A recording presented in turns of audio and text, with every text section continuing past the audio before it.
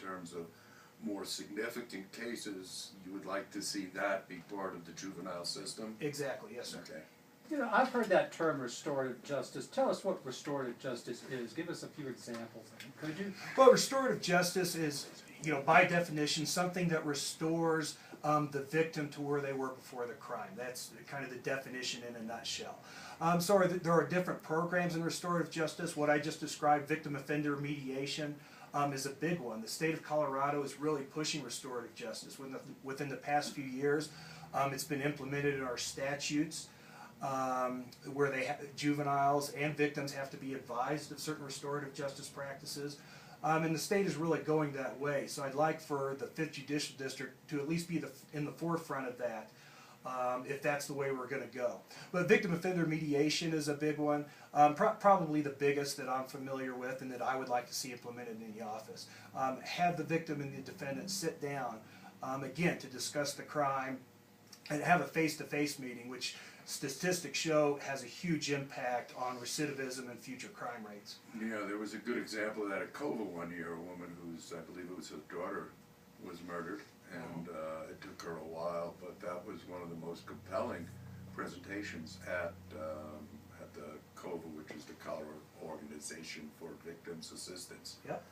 Yep, which I work quite a bit with. And yeah, I saw that presentation too, Marty, and it was very moving to see somebody, a victim whose child had been murdered, be willing to sit down with the murderer and discuss that case with them. It was an amazing thing. Okay. Is there one of the there seems to be economic philosophical differences between the number of between the jurisdictions that are encompassed in our judicial district. Is there do you find that difficult to deal with the fact that you know, Eagle County is a different I don't know, philosophical county than say Clear Creek, or you know, Clear Creek is more similar to Lake County, I believe. Well, it would be difficult if I didn't have the experience that I did. I think it would be very difficult for somebody coming in who has never been a prosecutor to handle that, because you are dealing with 4 different jurisdictions, really with 4 different personalities.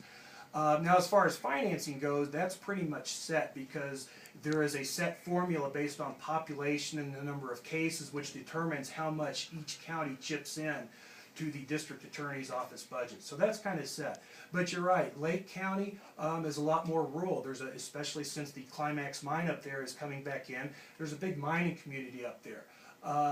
Clear Creek, you know, is kind of a cross. You've got a lot of, you're outside of Denver, so you've got a lot of the urban aspect of it, but you've also got a rural aspect to that also. Summit County, you've got a good solid population base, but then you've also got the resort communities also.